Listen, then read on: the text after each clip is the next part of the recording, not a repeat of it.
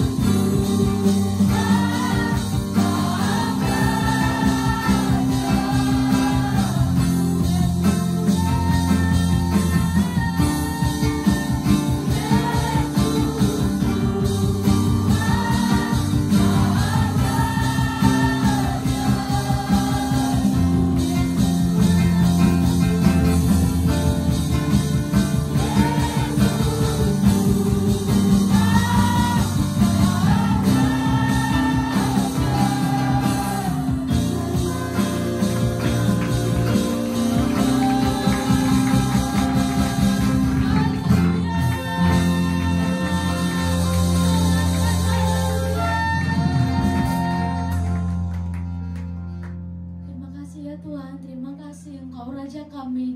Engkau lah yang kami tinggikan, Engkau yang kami agungkan. Terpuji termulia namamu Tuhan. Pada saat ini kami mau melompat, kami mau menari buat Tuhan.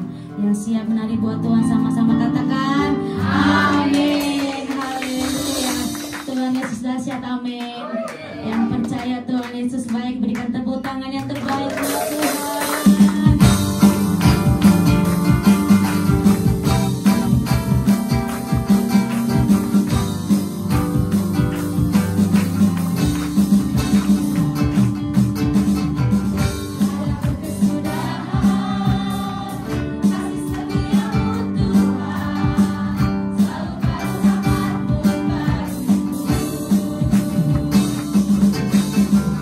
Hari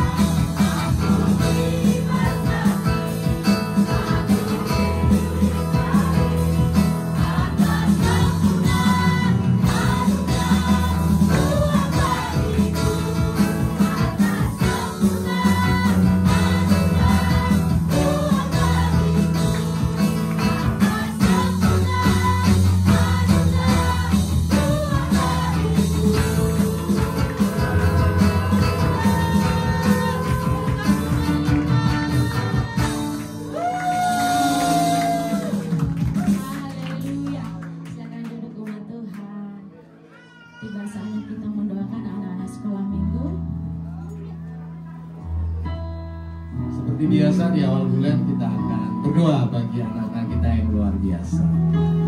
Anak-anak sekolah minggu, ayo naik ke atas.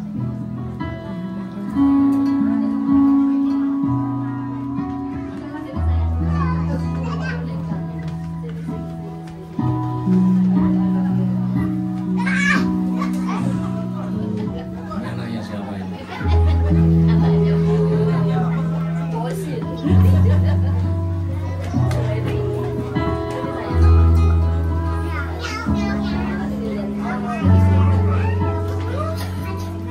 Ya, anak-anak yang luar biasa penuh sukacita.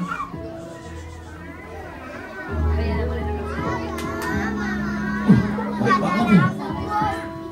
Ini generasi muda FBC, para pemimpin masa depan kita. Oh nabat Tuhan.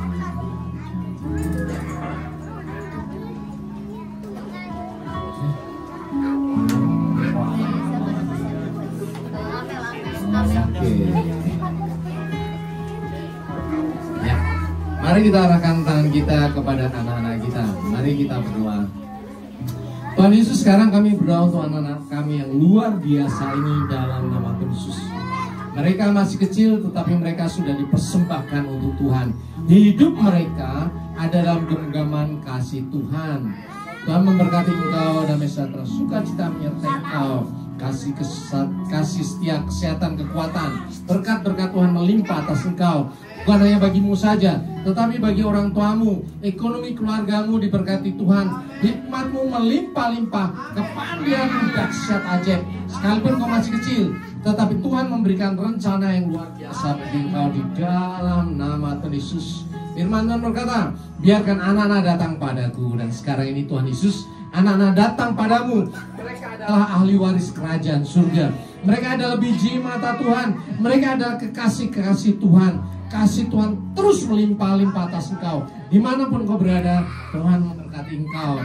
Tidak pernah terhenti sedikit pun. Bahkan malaikat-malaikat Tuhan menjaga engkau siang dan malam. Tidak berkesudahan kasih setia Tuhan dari sekarang sampai selama-lamanya.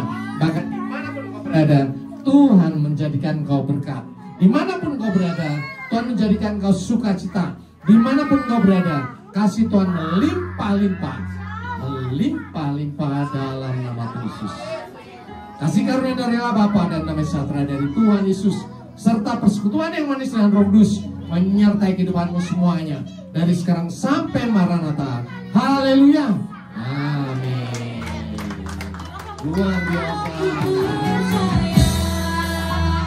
Tuhanku ajaib, kau tulus sangat, memulihkanku, aku percaya. Tuhanku dahsyat, kau tulus sangat, memberkatiku, aku percaya.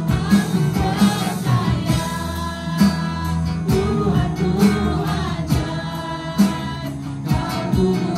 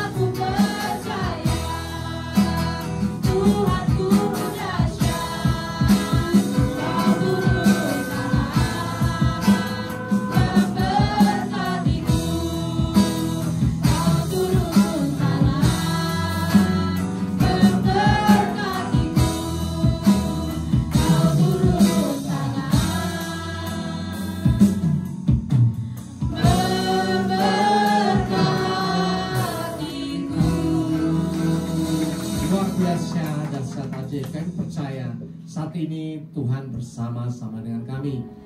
Tuhan juga bersukacita melihat kami dalam persekutuan yang dahsyat ini. Bapa Surgawi, sukacita ini biarlah terus kami alami. Sukacita ini biarlah terus melimpah dalam kehidupan kami. Lebih dari itu, kami bukan hanya memuji memuliakan nama-Mu, tetapi sekarang ini kami mau duduk diam. Kami mau membuka hati kami bagi setiap kebenaran firman-Mu. Bapa Surgawi, kami menyerahkan hati kami semuanya ke dalam tangan-Mu.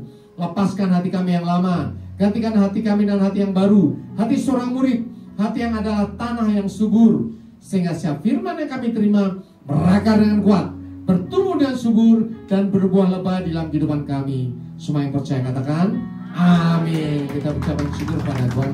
Silakan Bapak Ibu Saudara duduk dalam hadirat Tuhan. Shalom. Shalom. Luar biasa, tadi pujiannya dahsyat ya, penyembahannya juga luar biasa. Bapak Ibu Saudara bisa rasakan hadirat Tuhan. Amin. Saya percaya bahwa setiap orang yang ada di tempat ini dilawat oleh Tuhan. Kalau kita sudah memuji Tuhan, sekarang waktunya kita mau duduk diam. Kita mendengarkan firman Tuhan dengan tema saat ini adalah living by faith ya. Hidup oleh iman. Next. Kita akan belajar dari tokoh yang sangat terkenal, yaitu Daud. Kita semuanya sudah tahu ceritanya, Daud ya. Kita akan belajar suatu perkataan dari Daud ya, ketika dia menghadapi Goliat. Di hadapan Goliat yang adalah pahlawan perang yang luar biasa, gede, tinggi ya, hampir 3,5 meter tingginya. Daud berkata, engkau mendatangi aku dengan pedang dan tombak dan lembing, tetapi aku mendatangi engkau dengan nama Tuhan semesta alam. Luar biasa ya. Namanya peperangan ya, itu menang-menangan senjatanya dong, menang-menangan tubuhnya, menang-menangan kekuatannya. Apa yang dilihat itu yang menang. Tetapi Daud yang kecil bicara, aku mendatangi engkau dengan nama Tuhan ya. Dan kita sudah tahu cerita berikutnya. Tetapi ada satu perkataan yang luar biasa. Ketika Daud di hadapan Goliat, dia berkata, aku mendatangi engkau dalam nama Tuhan. Dia juga berkata, hari ini juga Tuhan akan menyerahkan engkau ke dalam tanganku, dan aku akan mengalahkan engkau dan memenggal kepalamu. Hari ini juga aku akan memberikan mayatmu dan mayat tentara orang Filistin kepada burung-burung di udara, kepada binatang-binatang liar. Supaya apa? Supaya seluruh bumi tahu bahwa Israel mempunyai Allah. Jadi segala sesuatu belum terjadi Bapak Ibu Saudara. Musuhnya lebih gede, lebih dahsyat ya. Tetapi Daud seorang kecil ngomong, aku mendatangi engkau dalam nama Tuhan. Dan dia juga berkata, hari ini juga kamu semuanya kalah. Apakah sudah terjadi? Kalau orang melihat itu orang yang bermimpi. Gak mungkin orang kecil bisa mengalahkan pahlawan yang sudah dari kecil dilatih untuk berperang dengan senjata yang sangat lengkap. Tetapi anak yang kecil ini bisa berkata seperti itu. Itu luar biasa. Karena dia katakan, Tuhan menyelamatkan bukan dengan pedang dan bukan dengan lembing. Tuhan menyelamatkan dengan ajaib. Ada amin. Kita tahu berikutnya bahwa dilemparkannya ya, pengumban. Jadi ada tali, depannya ada kayak kain kulit gitu, dikasih batu, diputer-puter, dilemparkan gitu. Bukan ini ya, ketapel Indonesia bukan ya. Tetapi tali yang panjang putar. Kemudian dilepaskan itu. Batu segede gini. Pertanyaannya, bisa nembus kepala nggak? Nggak bisa dong. Paling tok kepalanya retak gitu tuh ya. Tetapi Alkitab mencatat bahwa batunya tembus masuk ke kepalanya. Itu artinya apa? Kuasanya bukan dari kekuatannya Daud, tetapi ada kuasa Tuhan. Ada amin? Dan ini yang terjadi. Kenapa? Karena Daud beriman kepada Tuhan. Seluruh Mazmur berkata tentang iman kepada Tuhan, percaya kepada Tuhan, percaya kepada janji-janji Tuhan yang dahsyat. Daud berkata, percaya kepada Tuhan dan lakukanlah yang baik. Diamlah di negeri dan berlakulah setia, dan bergembiralah karena Tuhan, maka Ia akan memberikan kepadamu apa yang diinginkan hatimu. Luar biasa. Daud ini penuh dengan firman Tuhan, penuh dengan kepercayaan kepada Tuhan, penuh dengan sukacita dengan Tuhan. Tapi apakah ujuk-ujuk Daud kemudian ketemu Goliat? Ternyata tidak. Ternyata iman yang bisa mengalahkan raksasa yang besar itu dimulai dari apa? Dari padang gurun ketika dia menggembalakan kawanan ternaknya. Daud ketemu Raja Saul yang sudah frustasi karena gak ada yang berani menghadapi Goliat. Dan dengan entengnya Daud berkata, ya, hambamu ini biasa menggembalakan kambing domba ayahnya. Apabila datang singa atau beruang yang menerkam seekor domba dari kawanannya, maka apa? Aku akan mengejarnya, menghajarnya dan melepaskan domba itu dari mulutnya. Bayangin, singa beruang udah makan ini, udah dibawa, kocok, dikejar sama Daud, dipukul, kemudian direbut, dibawa balik. Masuk akal nggak? Nggak masuk akal dong. Mana ada orang berani sekarang rebut makan apa? Makanannya singa, makanannya berumbang. Bahkan di rumah kalau ada anjing ya, udah makan gini, kita ambil, dia pasti marah kok. Itu. Apalagi ini singa, apalagi ini beruang.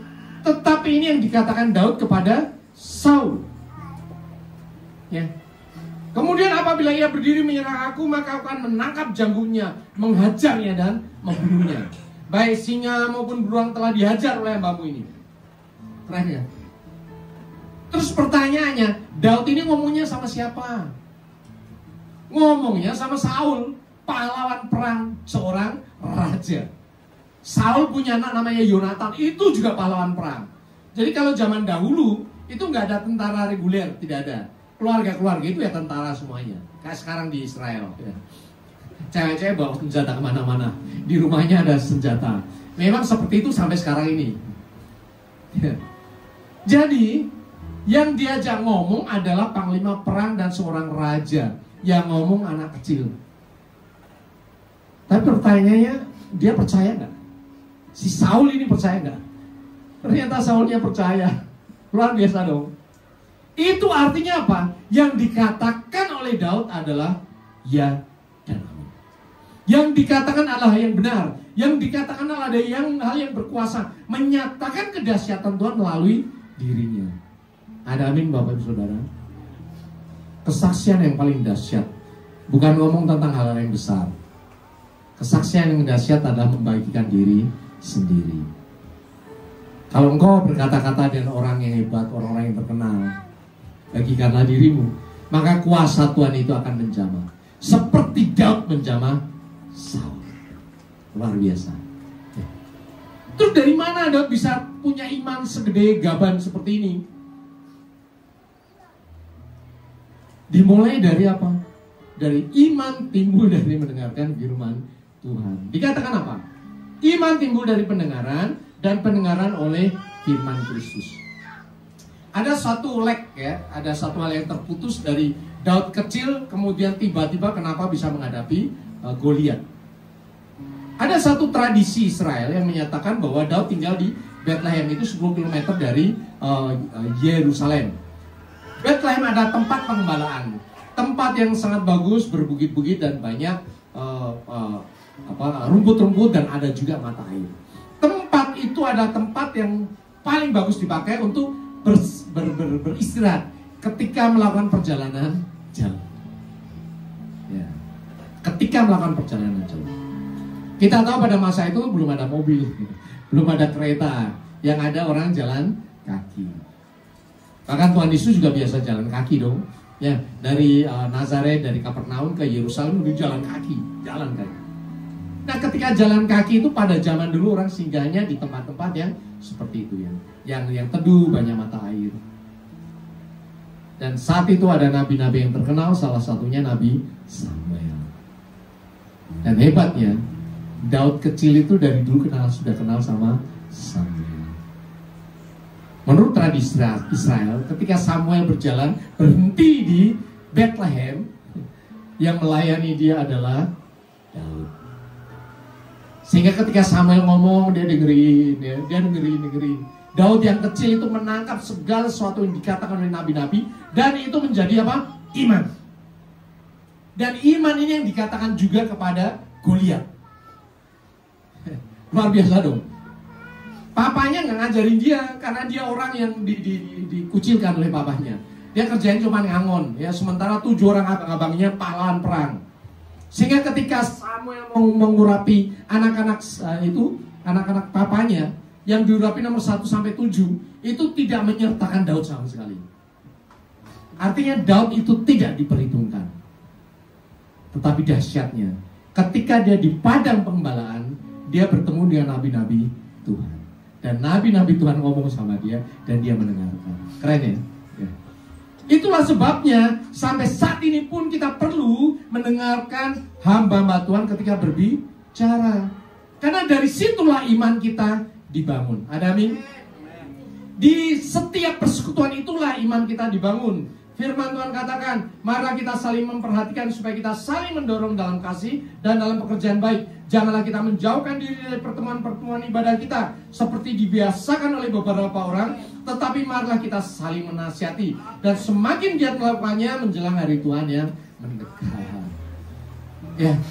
Jadi sekarang ini waktu yang terbaik untuk kita membangun iman kita. Dan iman itu diperlukan kapan? Bukan di sini. Nanti kalau kita sudah pulang.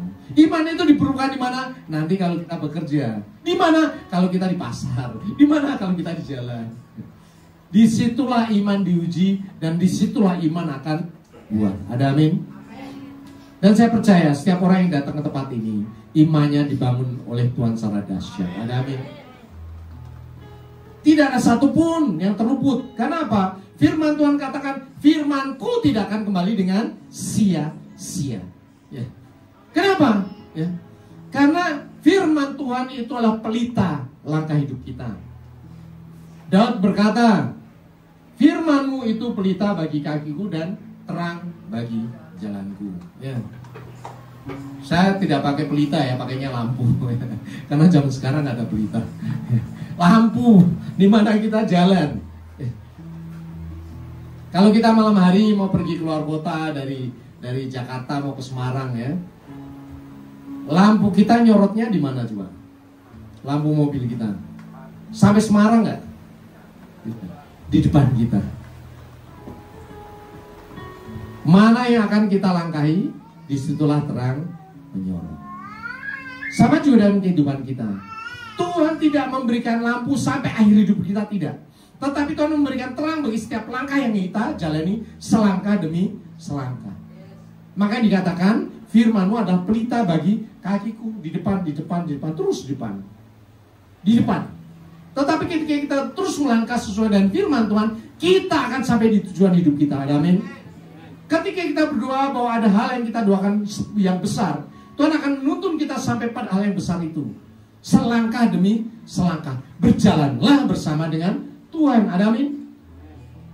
Mazmur berkata, Daud berkata, Taurat itu sempurna, menyegarkan jiwa. Peraturan Tuhan itu teguh memberikan hikmat kepada orang yang tidak berpengalaman. So, kita tidak tahu apa yang terjadi dalam hidup kita. Tetapi kita tidak tahu bahwa firman Tuhan itu dahsyat. Ada amin. Firman Tuhan itu bukan buat Tuhan, sekali lagi saya selalu katakan. Firman Tuhan itu untuk siapa? Untuk kita yang percaya kepada firman itu.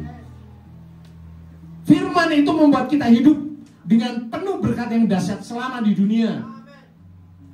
Mazmur 23 itu lengkap sekali. Kita hidup di dunia diberkati. Coba kita baca bersama-sama. Mazmur 23 1-3.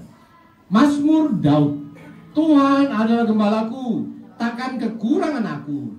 Ia membaringkan aku di padang berumput hijau. Ia membimbing aku ke arah yang tenang. Ia menyegarkan jiwaku. Ia menuntun aku di jalan yang benar oleh karena namanya. Firman Tuhan itu buat Bapak, Ibu, Saudara, dan saya. Supaya apa? Supaya janji Tuhan ini tergenapi. Amin. Artinya apa? Bahwa Tuhan sayang sama kita. Semua yang diucapkannya itu untuk kebaikan kita. Ada amin. Sama seperti anak-anak kita ketika mau berangkat sekolah naik motor, kita ngomong hati-hati adik ke sekolah. Ya, ini duitnya jajan di sekolah aja. Jangan yang susah-susah. Semua yang dikatakan orang tua adalah untuk kebaikan anak-anak. Ada amin. Kalau kita orang tua saja menginginkan kebaikan dan hal yang terbaik untuk anak-anak kita, apalagi Bapa di surga. Jelas sekali Tuhan katakan melalui Mazmur Daud, Tuhan itu apa? Gembala kita. Kita tidak akan kekurangan. Tuhan membaringkan kita di padang yang berumput hijau, membimbing kita ke air tenang, menyegarkan jiwa kita, menuntun di jalan yang benar oleh karena namanya.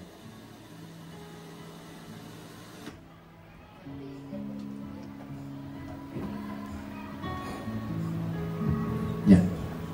Kemudian berikutnya, ya, kalau Tuhan sudah menyediakan, God provides anything. Tuhan menyediakan segala sesuatu bagi kita. Kadang dalam kehidupan kita juga berjalan dalam lembah kekelaman. Ayat 4. Sekalipun aku berjalan dalam lembah kekelaman, aku tidak takut bahaya. Sebab Engkau besertaku. Gadamu dan tongkatmu itulah yang menghibur aku. Jadi kehidupan kita bukan selalu manis-manis saja, ya, selalu baik-baik saja. Ada kalanya kita menghadapi bermacam-macam masalah seperti manusia pada umumnya. Tetapi yang membedakan, ketika kita berjalan dalam masalah, Tuhan menyertai kita. Amin. Tuhan tidak pernah meninggalkan kita sedetik pun. Alkitab berkata Immanuel. Immanuel apa? Tuhan menyertai kita.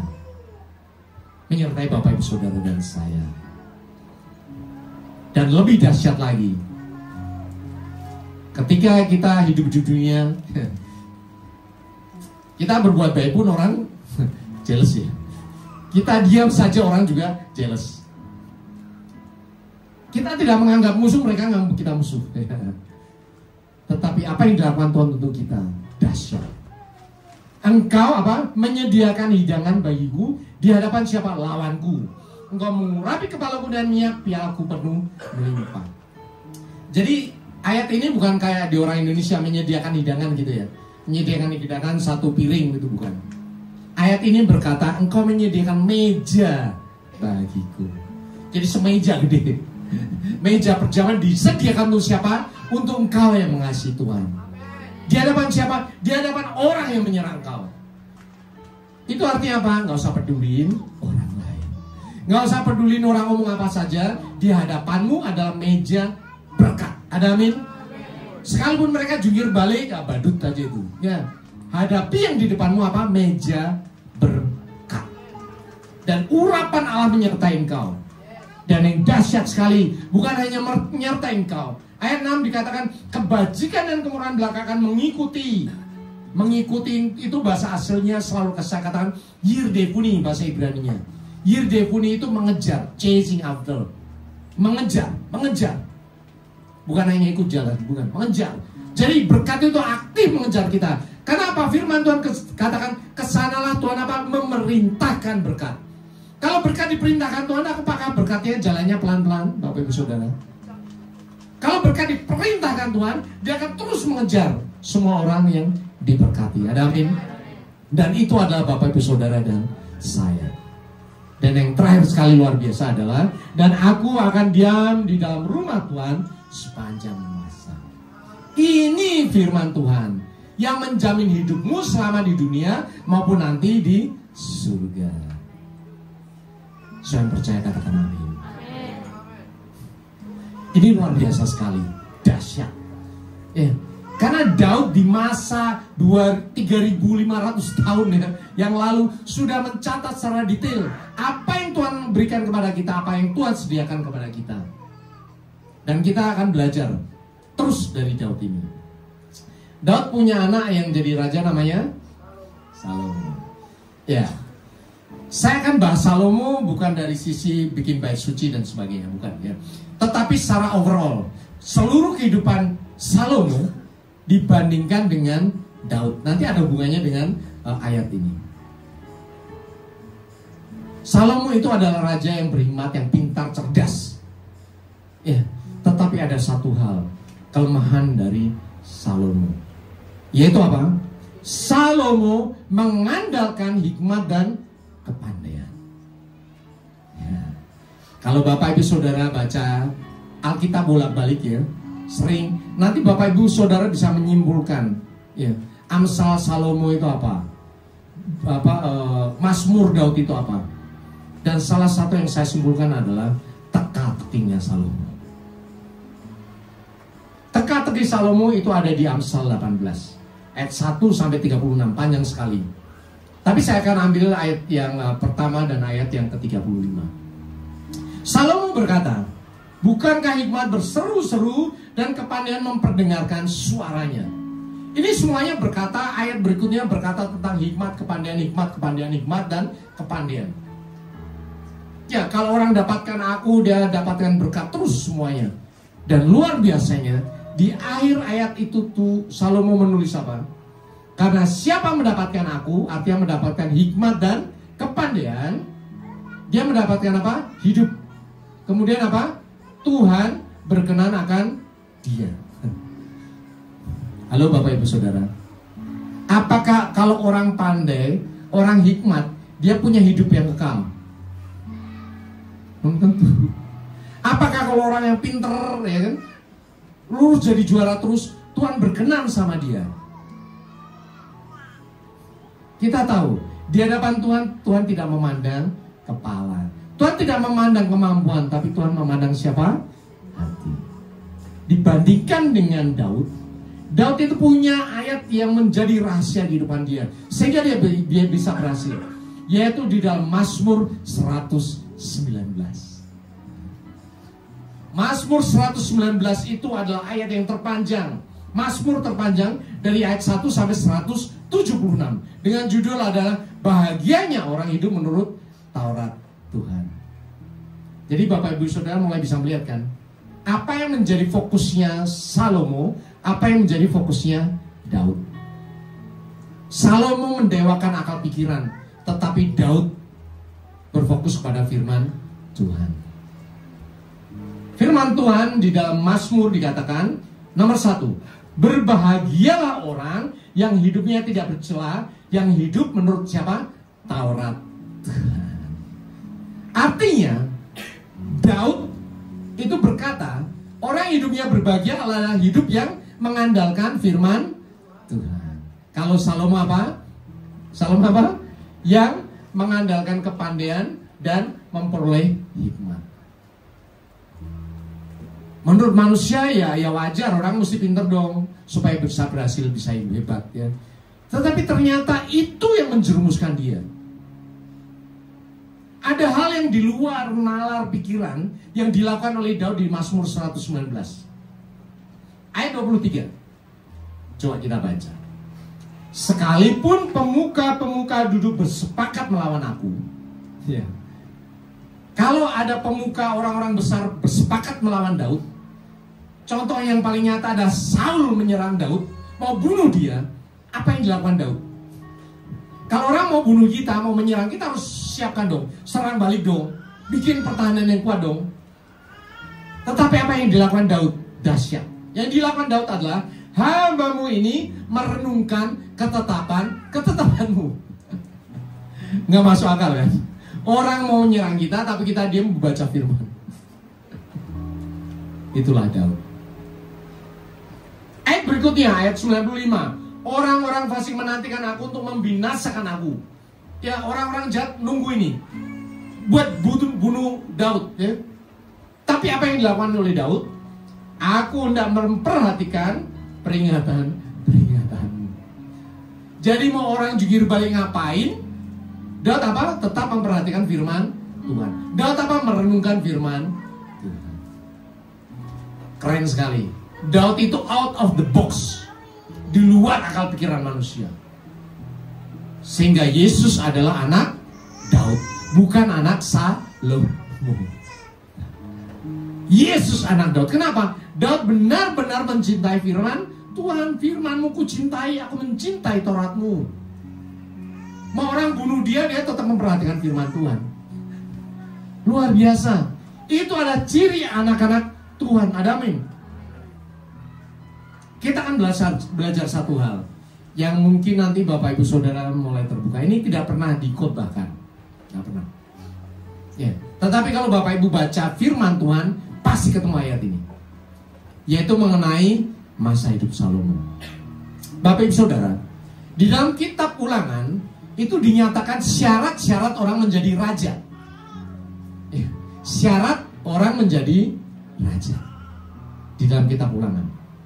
Sekarang kita lihat, syarat menjadi raja di Israel itu apa? Dibandingkan dengan hidup Salomo. Yang pertama, di dalam Ulangan 17 ayat 16, dikatakan Ulangan berkata begini, hanya janganlah ia memelihara banyak kuda, dan janganlah ia mengembalikan bangsa ini ke Israel, ke Mesir, untuk mendapatkan banyak kuda. Sebab Tuhan telah berfirman kepadamu, jangan sekali-kali kamu kembali melalui jalan ini lagi. Halo Bapak Ibu Saudara, pernah baca ayat ini? Artinya apa? Seorang raja di Israel tidak boleh ngumpulin banyak kuda, apalagi ambil kuda-kuda dari tanah Mesir. Tapi apa yang dilakukan oleh Salomo? Dia mengumpulkan kuda-kuda. Dia punya 1.400 kereta perang. Dia punya 12.000 orang berkuda, orang yang payah berkuda. Artinya kalau orang berkuda, kudanya pasti multiply lebih banyak daripada orangnya. Dan dia mengambil kuda-kuda yang gede-gede dari mana? Dari Mesir. Ya. Kenapa ayat ini dilanggar oleh Saul? Nanti ada ceritanya.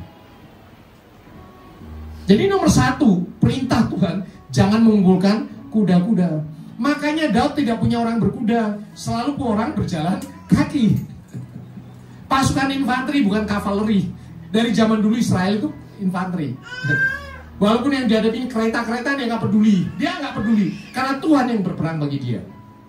Tetapi Salomo mengumpulkan kuda-kuda dari seluruh daerah itu dan ambil kuda yang terbaik dari Mesir. Dia melanggar firman-Nya. Ya, berikutnya. Juga janganlah ia mempunyai banyak istri, supaya hatinya jangan menyimpang. Emas dan perak pun janganlah ia kumpulkan terlalu banyak. Halo, ada yang tahu hidup Salomo tentang istri-istrinya? Firman Tuhan mencatat, adapun Salomo mencintai banyak perempuan asing. Mencintai loh ya. Bukan hanya pernikahan karena politis, tetapi ada satu kata mencintai. Kalau mencintai itu hatinya melekat kepada orang itu. Dan yang dicintai bukan 1, 2, 3, 10, 20, tetapi istrinya ada 700, gundiknya ada 300. Dan dia mencintai. Kata-katanya jelaskan. Sehingga nanti berikutnya ada. Dan Salomo setiap tahun mengumpulkan 666 talenta emas. Dikumpulkan. Berarti ayat ini dilanggar dong. Sehingga dikatakan apa? Bahwa pada zaman Salomo, perak itu seperti batu di Yerusalem. Perak itu seperti batu dibuang-buang. Gak laku. 666 talenta. Satu talenta itu 35 kilo. Berarti sekitar 23 ton dalam 1 tahun dikumpulin. Selama masa hidup kumpulin terus 23 ton. Emasnya banyak sekali. Berarti firman ini juga dilanggar. Dan berikutnya, apabila ia duduk di atas tahta kerajaan, maka haruslah ia menyuruh menulis baginya salinan hukum ini, hukum Taurat ya, menurut kitab yang ada pada imam-imam orang Lewi. Pernah Bapak Ibu Saudara baca ayat ini? Tentang syarat raja. Raja itu harus punya salinan kitab Taurat yang ada di bait suci. Dan dia harus dibaca di sampingnya dia. Ya. Tetapi apa yang terjadi Salomo? Yang dilakukan Salomo, dia menulis banyak Amsal. Bukan mendengarkan Taurat Tuhan. Karena saking pandainya dia lebih banyak tulis. Dan Amsalnya mau bagus-bagus. Amsal tentang kehidupan, tetapi bukan rohani sama Tuhan. Beda dengan Daud. Daud itu kehidupannya penuh dengan rohani, hubungan dengan Tuhan. Tetapi Salomo berkata-kata tentang Amsal-Amsal, tentang tumbuhan, binatang, tentang kehidupan manusia. Beda sekali. Salomo tidak mendengarkan Taurat Tuhan, tetapi orang mendengarkan Salomo berkata-kata. Karena hikmatnya melebihi hikmat semua orang yang ada di tempat itu. Bahkan ratu negeri Sheba datang ke tempat itu, ke Yerusalem, untuk mendengarkan nasihat dari Salomo. Jadi kebalikannya, bukan dia mendengarkan Tuhan, tapi orang mendengarkan suara dia. Kemudian berikutnya apa lagi? Itulah yang harus ada di sampingnya dan haruslah ia membacakannya seumur hidupnya. Untuk apa? Belajar takut akan Tuhan Allahnya dan berpegang pada segala isi hukum dan ketetapan ini untuk dilakukannya. Halo Bapak Ibu Saudara. Karena satu persatu mulai dilanggar Salomo, akhirnya apa?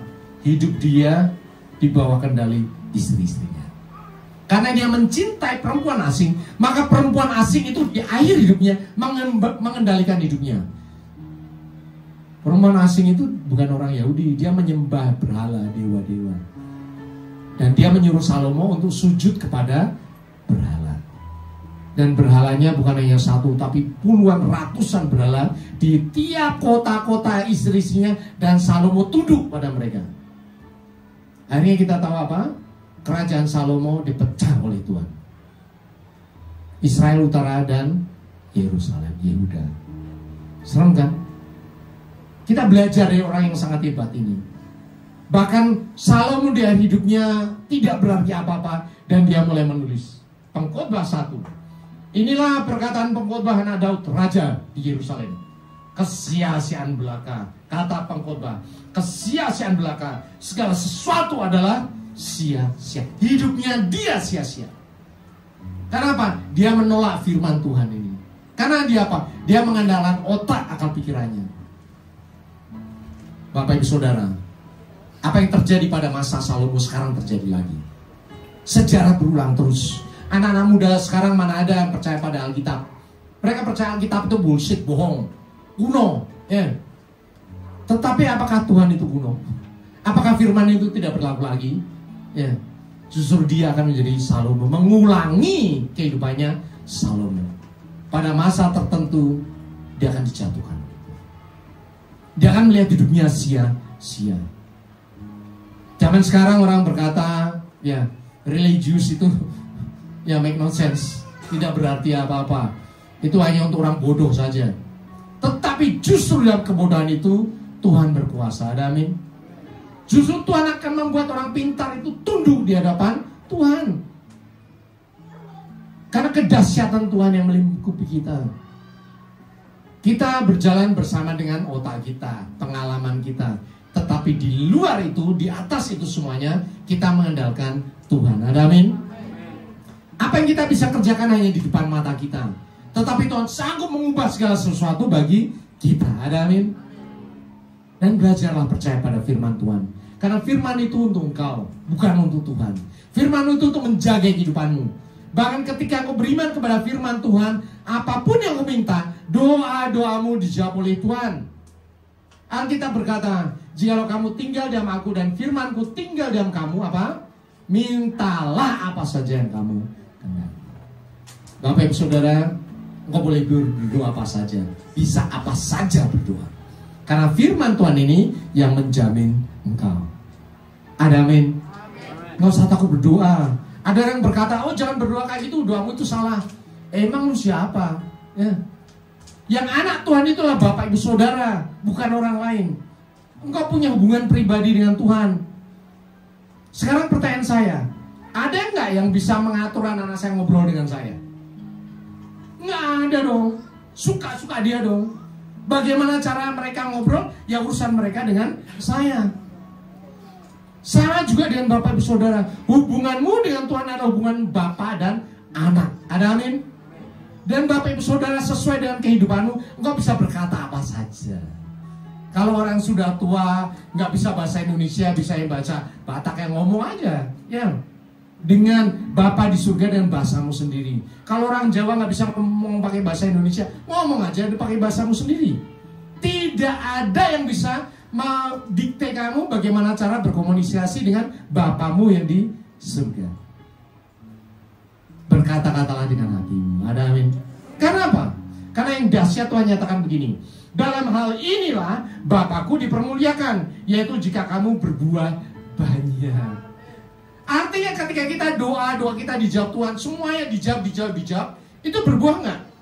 Berbuah dong. Nah, ketika berbuah apa yang terjadi? Kamu adalah murid-muridku. Bapakku dipermuliakan. Jadi satu hal, ketika kita berdoa dijawab, ketika doa orang sakit disembuhkan, itu adalah buah-buah. Dan ketika kita berbuah banyak, Tuhan dimuliakan. Dan ketika Tuhan dimuliakan, orang akan melihat kita adalah murid Kristus. Ada amin. Jadi sekarang ini kita belajar. Kita hidup di dalam iman. Iman kepada siapa? Firman Tuhan. Karena firman Tuhan ya dan amin. Setiap janji firman Tuhan itu milikmu. Alami sendiri janji setiap firman Tuhan, bukan kata orang. Karena firman Tuhan itu hidup. Firman itu dekat dengan kita. Firman itu melindungi kita. Kita berucapan syukur kepada Tuhan. Saya undang Bapak Ibu Saudara untuk bangkit berdiri.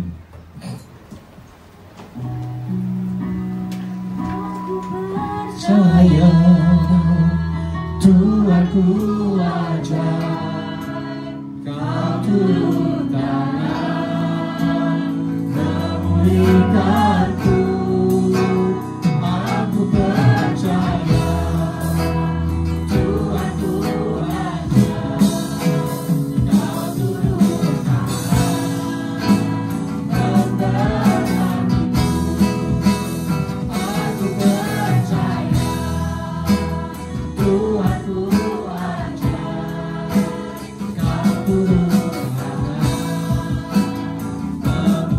tangan memulihkanku.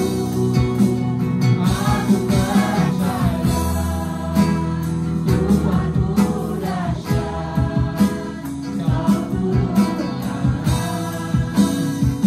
tangan memberkatiku. Ya Bapa, kami sudah mendengarkan firman-Mu, bahwa kehidupan kami dijaga oleh iman kami kepada firman Tuhan. Firman Tuhan itu berkat atas kami. Firman itu pertolongan kami. Firman itu menjamin kehidupan kami. Ketika kami hidup di dunia, bahkan nanti kami bersuka cita di surga. Bapa Surgawi, ajar kami untuk tetap setia, beriman kepada setiap janji firman Tuhan yang adalah ya dan amin. Di masa modern ini orang boleh berkata apapun juga, tetapi kami percaya itu semua tipu muslihat iblis, supaya kami tidak percaya kepada firman Tuhan, supaya kami tidak percaya kepada Tuhan. Padahal kami adalah anak-anak Tuhan, anak-anak Bapa Surgawi. Bapa Surgawi, teguhkan hati kami, teguhkan kerinduan kami untuk terus bersatu dengan Tuhan Yesus. Sekarang ini ya Bapa, kami akan menerima perjamuan kudus, Holy Communion. Kami akan menerima tubuh dan darah Tuhan kami Yesus Kristus. Persiapkan kami, suci kuduskan kami ya Bapa, supaya kami layak menghadap hadirat-Mu. Kami mengaku sepanjang kehidupan kami banyak sekali dosa dan kesalahan sudah kami perbuat, kelalaian kami, semua yang tidak layak, tidak pantas di hadapan-Mu. Sekarang kami akui di hadapan-Mu.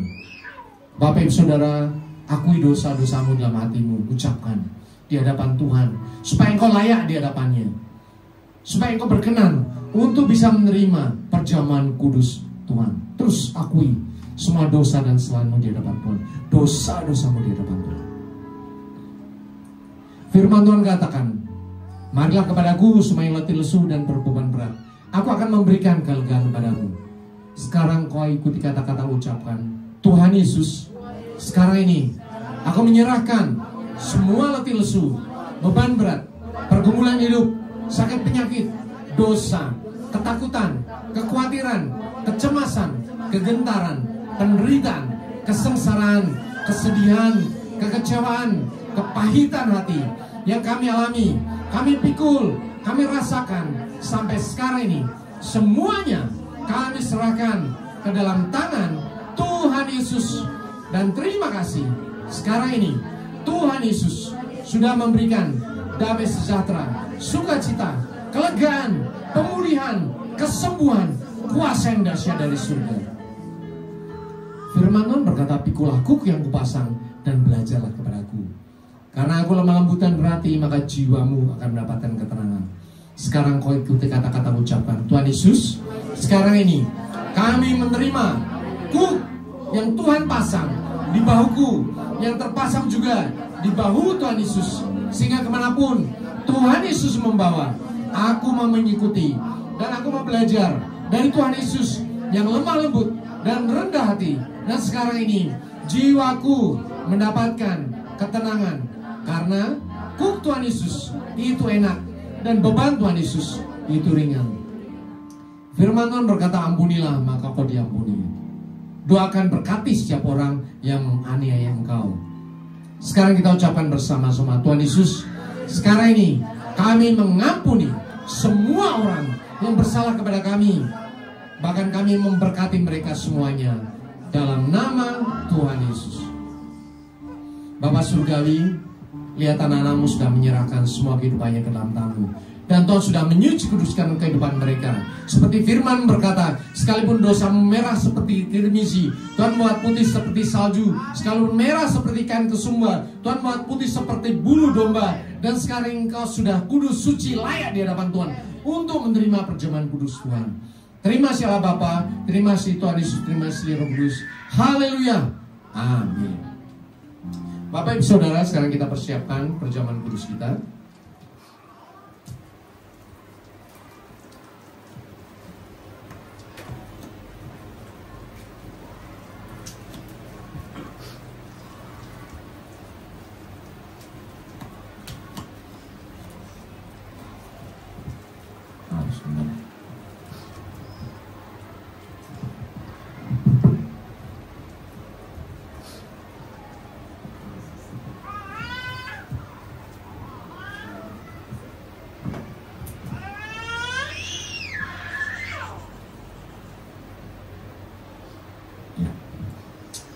Di tangan kita ada roti perjamuan kudus, ada ayat di dalamnya. Ini adalah rema bagi Bapak Ibu Saudara. Ayat di tangan saya adalah, serahkanlah khawatirmu kepada Tuhan. Mazmur 53 ayat 37. Kita angkat roti kita.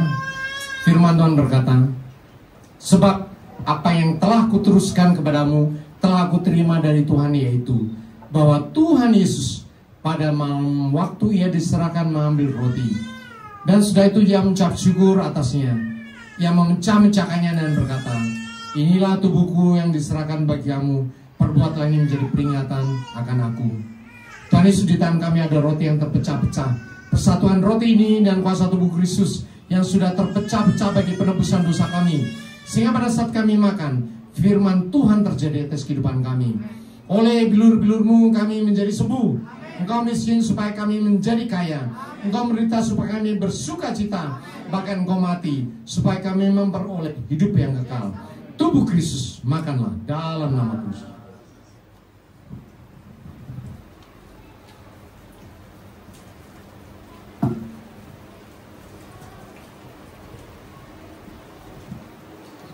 Kita angkat cawan kita. Firman Tuhan berkata, demikian juga ia mengambil cawan sesudah makan lalu berkata, cawan ini adalah perjanjian baru yang dimeteraikan oleh darahku. Perbuatlah ini setiap kali kamu meminumnya menjadi peringatan akan aku. Tuhan Yesus, di tangan kami ada cawan berisi anggur. Persatukan anggur ini dengan kuasa darah Kristus yang sudah tertumpah bagi penebusan dosa kami, sehingga pada saat kami minum, darah kami yang lama yang penuh sakit, penyakit, cacat, celah dosa, kutuk kematian, kehancuran, kecemaran, kegagalan, dan kesialan, digantikan dengan kuasa darah Kristus yang suci, murni, kudus, sehat, kuat, tak bercacat, bercela, kekal, penuh kuasa yang dahsyat dari surga. Persatukan anggur ini dengan kuasa darah Kristus, sehingga pada saat kami minum, darah Kristus menyuci kudusan dan memberkati kehidupan kami, sehingga kami punya roh yang menyala-nyala, semangat yang baru, damai sejahtera, sukacita, iman, pengharapan, dan kasih yang melampaui segala akal. Darah Kristus menyuci kudusan dan memberkati kehidupan kami, sehingga kami punya roh yang menyala-nyala dan semangat yang baru, untuk menjadi pelaku firman Tuhan yang tak dan setia, selalu lapar dan haus akan kebenaran firman Tuhan. Darah Kristus menjadi tutup penampilan bagi kami, sehingga kami bisa bertemu dengan Tuhan Yesus dalam rapture, dan bertemu dengan Allah Bapa dalam kemuliaan kekal di surga. Darah Kristus, minumlah dalam nama Yesus. Kita mengucapkan syukur pada Tuhan dan bersuara, terima kasih Yesusku, terima kasih Yesusku, puji syukur hanya bagi Tuhanku. Terima kasih Yesusku, terima kasih Yesusku, puji syukur hanya bagi Tuhanku.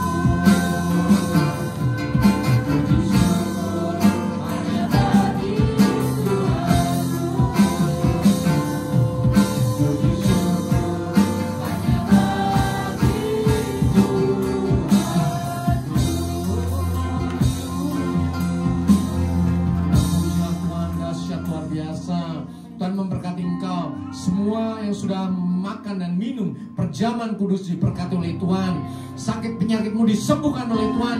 Beban beratmu diangkat oleh Tuhan. Semua keletihanmu, semua penderitaanmu diberkati, dipulihkan oleh Tuhan di dalam nama Yesus. Doa-doamu dijawab oleh Tuhan. Sejak saat ini berkat Tuhan, tingkap-tingkap Tuhan yang terbuka bagi engkau. Tuhan memberkati engkau supaya menjadi berkat dimanapun engkau berada. Engkau menjadi saksi Tuhan. Kuasa Tuhan itu sudah diberikan padamu, baik di dalam tubuhmu, di dalam darahmu, di dalam rohmu. Karena engkau sudah dipersatukan dengan tubuh dan darah Tuhan Yesus, dipersatukan dengan Roh Kudus dalam nama Tuhan Yesus. Semuanya sempurna di dalammu. Bahkan dengan persatuan dengan tubuh dan darah Yesus, engkau siap untuk menyambut Tuhan Yesus yang 2 kali, di mana Tuhan akan mengubah tubuhmu dalam sejamatan dan tubuh surgawi, diangkat ke awan dan naik ke surga. Kasih Tuhan ada padamu dari sejak saat ini sampai Maranatha, di dalam nama Tuhan Yesus. Semua yang percaya katakan amin. Silakan saudara duduk dalam hadirat Tuhan. Di awal bulan seperti biasa kita akan memberikan persembahan persepuluhan. Bapak Ibu Saudara, selalu saya katakan bahwa firman ini bukan buat Tuhan. Firman itu buat siapa? Buat kita. Untuk melindungi kita, melindungi diri kita, keluarga kita, melindungi kesehatan kita, melindungi sukacita, damai sejahtera, bahkan melindungi finansial kita. Salah satu ayat yang melindungi finansial kita adalah Maliaki 3 ayat 10. Dikatakan, bawalah seluruh persembahan-persembahyan itu ke dalam rumah perbendaharaan. Supaya apa? Supaya ada persediaan makanan di rumahku. Dan berikutnya Tuhan katakan, ujilah aku, firman Tuhan semesta alam. Apakah aku tidak membukakan bagimu tingkap-tingkap langit dan mencurahkan berkat padamu sampai berkelimpahan. Ada banyak orang sekarang ini mengkritisi, menolak firman ini. Oh, tidak berlaku lagi. Mereka itu penipu. Ya, mereka membuat anak-anak Tuhan tidak diberkati Tuhan. Mereka membuat firman ini tidak berlaku bagi anak-anak Tuhan. Menolak firman Tuhan. Dan tahu nggak? Ketika kita menyangkali firman Tuhan, semua janji Tuhan ini tertutup. Langit di atasmu menjadi langit tembaga, tanahmu menjadi tanah besi. Kenapa? Engkau mendengarkan kata-kata orang yang tidak paham tentang kuasa firman Tuhan. Bahkan lihat, di dalam ayat 11 dikatakan, aku akan menghadiah bagimu belalang pelahap, supaya jangan dihabisinya hasil tanahmu, dan supaya jangan pohon anggur di padang tidak berbuah bagimu, firman Tuhan semesta alam. Artinya apa?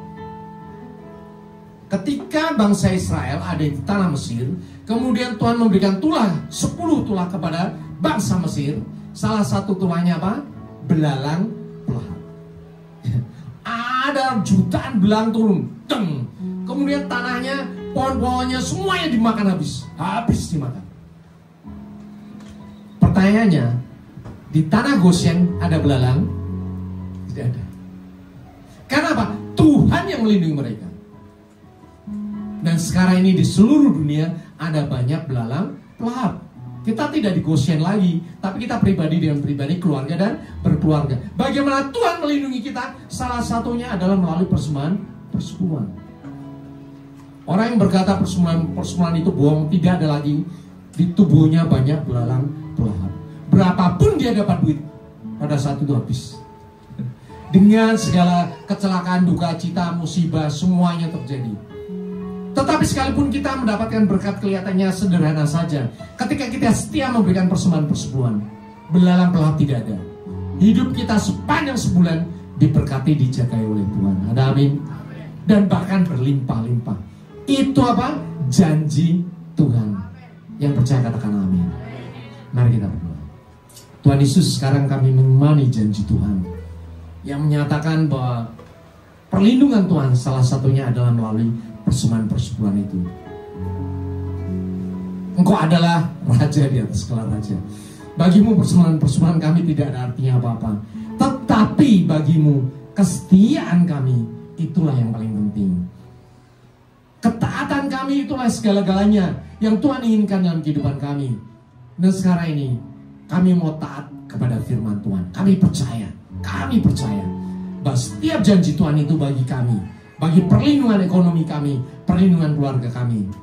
Dan sekarang ini setiap orang yang membawa persembahan persepuluhan, Tuhan berkati, suci kuduskan, supaya menjadi berkat perlindungan finansial, perlindungan ekonomi, perlindungan kesehatan, perlindungan kasih setia damai sejahtera yang melimpah-limpah, sehingga semua orang berkata, Engkau adalah bangsa yang berbahagia.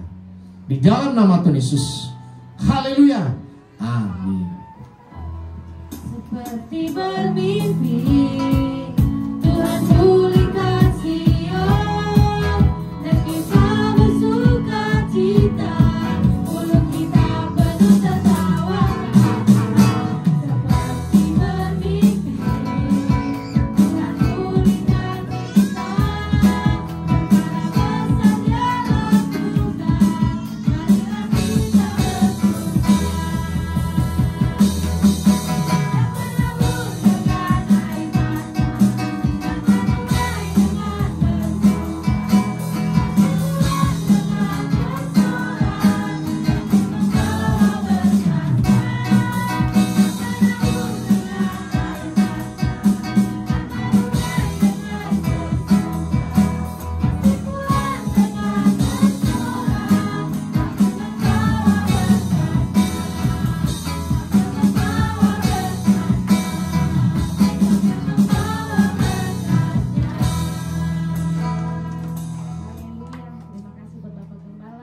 kita memberkati.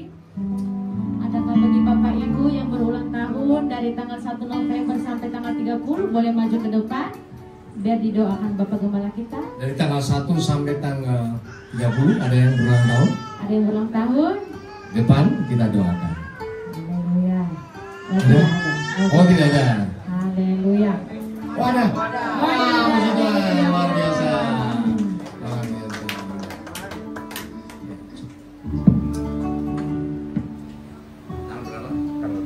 Tanggal 2 hari ini just today. Sekarang mari kita arahkan tangan kita. Tuhan Yesus, anak Tuhan yang luar biasa sekarang berulang tahun tepat hari ini. Pertambahan usia menunjukkan bahwa Tuhan menyertai engkau sampai sekarang ini.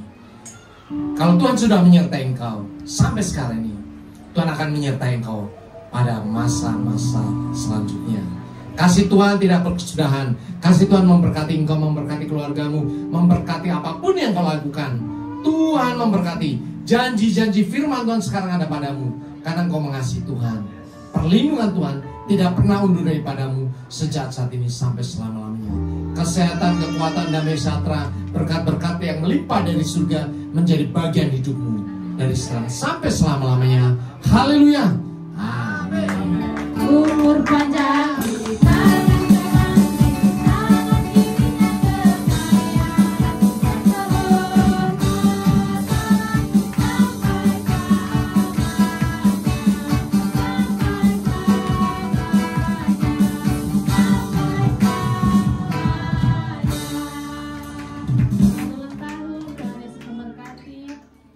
Tuhan, tiba saatnya kita mendengarkan pengumuman dalam sepekan lewat multimedia.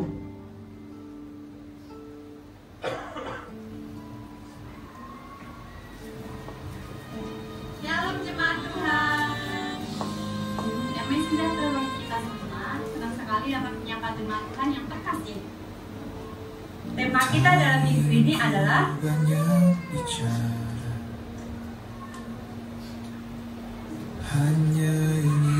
atas nama Gembala dan Tim Gereja, kami mengucapkan terima kasih kepada hambanya atas firman Tuhan yang telah disampaikan.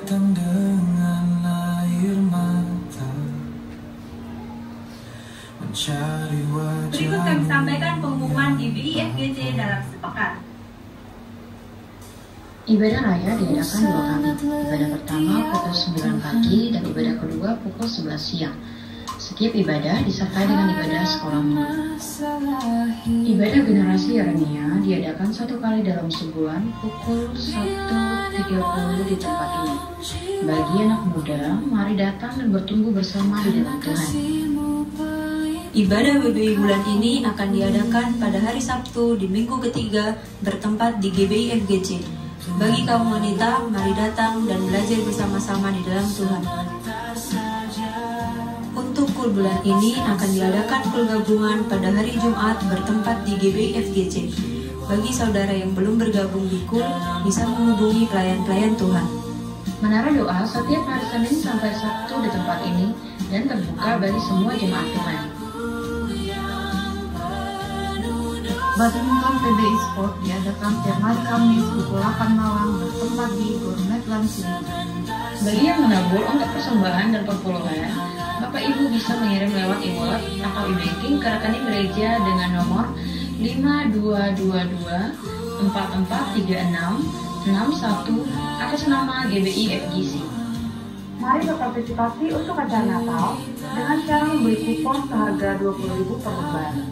Bagi saudara yang membeli kupon, harap kupon tersebut disimpan dan nantinya akan diundi di acara Natal umum dengan hadiah-hadiah yang menarik.